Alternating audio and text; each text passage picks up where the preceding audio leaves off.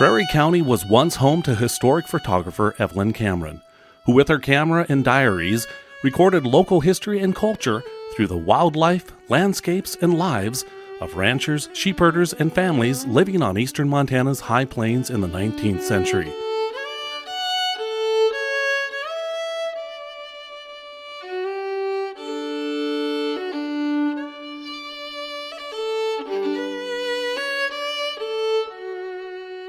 Born in England to wealth and privilege, Evelyn chose instead to move with her husband to Montana in 1893, and this is why she stayed.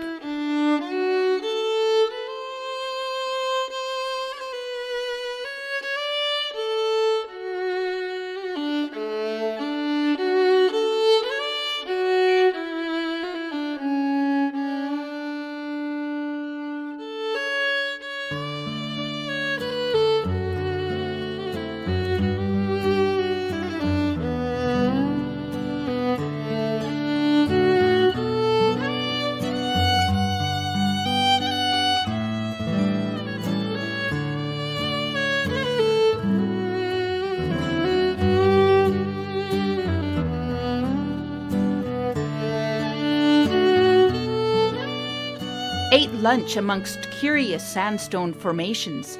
Such beautiful colored scoria stones lie over these divide buttes, various shades of red, peacock blue, green, gray, and browns. I would like to make a collection of them.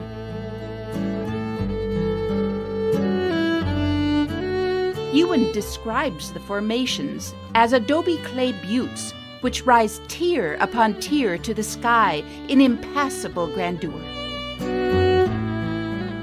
Fine sight to see the snow being whirled off of the butte. Like sea spray over the prairie it blew, making big drifts. Roses wild, all in bloom. Mosquitoes are dreadful. September 1904.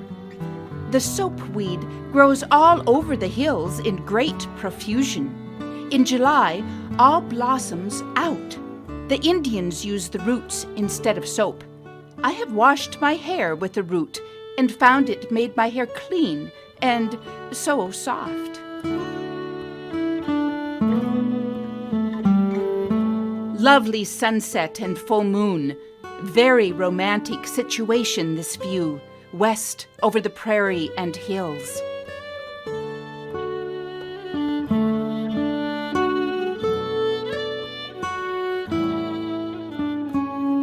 Cyclonic storm. I was rather scared that the house might get blown down. Bullets of hard snow fell, morning. 110 degrees in the shade. No wind, smoke ascended straight. A hurricane blew from 3 to 5. An Egyptian morning, so bright.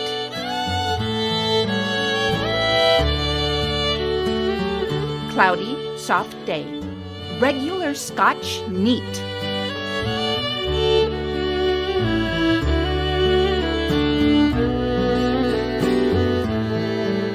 Outrageous sleet and rain continuous.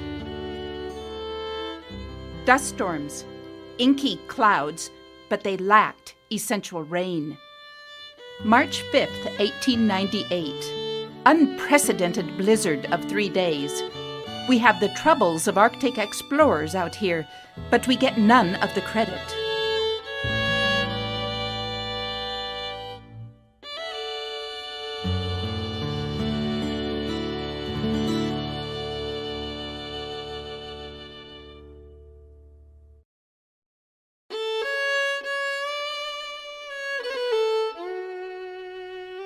(1908). This part of Montana has now taken on a regular boom, and it is being rapidly settled up by dry farmers. The growth in the size of the town of Terry has to be seen to be believed. 1914. The female members of the Russo-Germans, who have swarmed over the prairie like ants and take outdoor work even more seriously than the cowgirls whom they replace. The girls in their teens successfully perform every kind of farm labor and may be seen plowing from daylight to dark, sacking and hauling grain, haymaking, or driving up the cows on their great draught colts ridden bareback.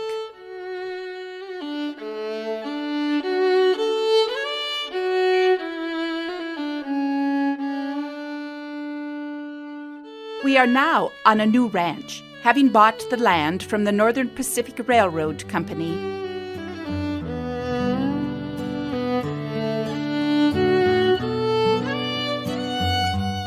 In order to get our mail or supplies of any kind, we have to ride or drive 28 miles and cross the Yellowstone by a ferry boat in summer and on ice in winter.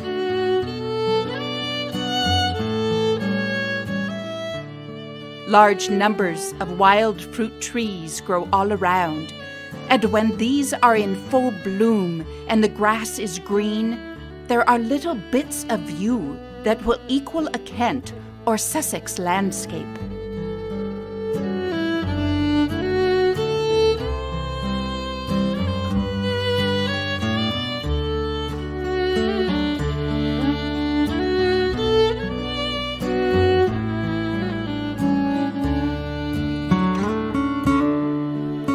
The house stands very high, and we have charming views of the winding river fringed with cottonwoods. I think a big river is the next best thing to the sea.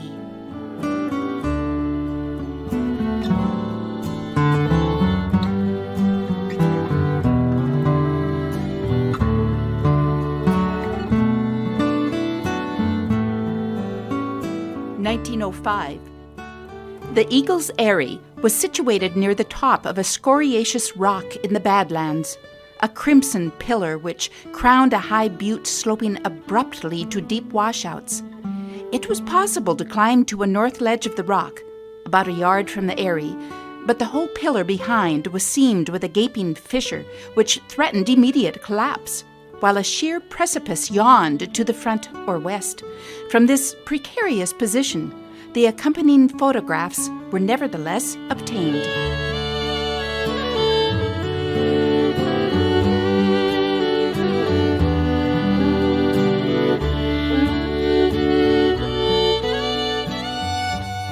An attempt to photograph the antelope nearly proved fatal to the camera, as the antelope charged full at the tripod.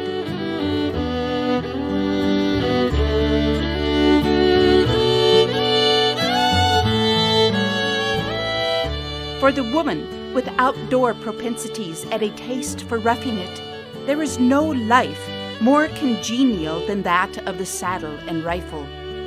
Where the wife shows any liking at all for life in the open, I consider a hunting expedition one of the most desirable ways for a couple to spend a holiday.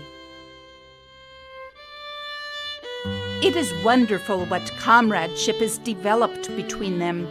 All sorts of cobwebs get blown away in the long days together on the windswept prairies or in the gulches and trails of the Badlands.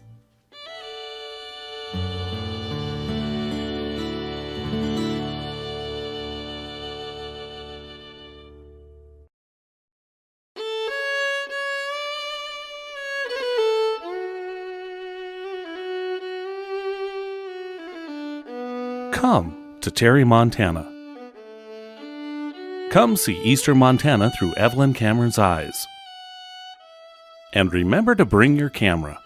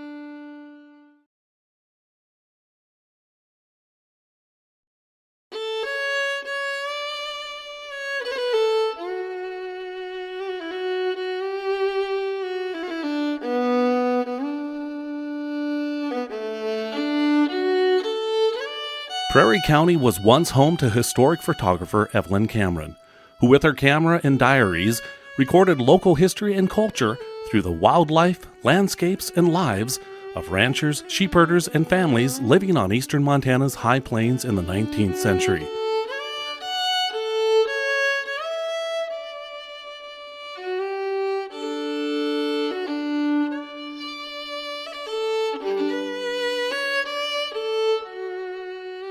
Born in England to wealth and privilege, Evelyn chose instead to move with her husband to Montana in 1893, and this is why she stayed.